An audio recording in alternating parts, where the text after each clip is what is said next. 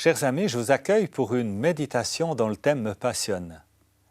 Des idées de génie données par Dieu.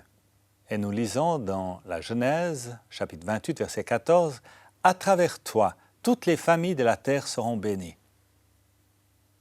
Une seule idée accordée par Dieu à un homme peut changer tant de choses dans la vie. Considérez l'impact de l'invention de Braille.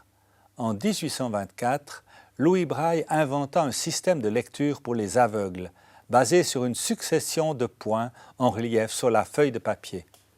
Il inventa même 63 symboles capables de représenter chaque langage du monde, permettant ainsi aux aveugles de lire par eux-mêmes, pour la première fois, la parole de Dieu.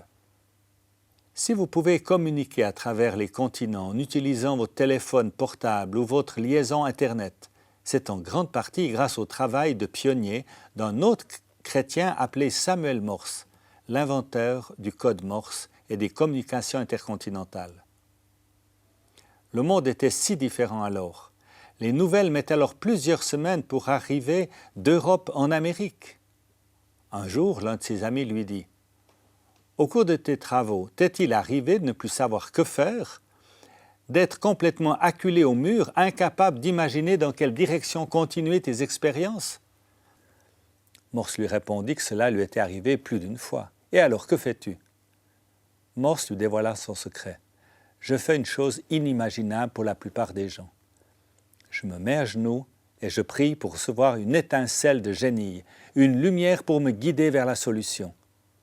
Et le jour où mes inventions ont été reconnues et acceptées en Amérique et en Europe, j'ai dit tout haut, « Ce n'est pas à moi que doit revenir cette gloire, Seigneur, mais à toi seul vraiment. » Et savez-vous quel fut le premier message retransmis à travers l'Atlantique?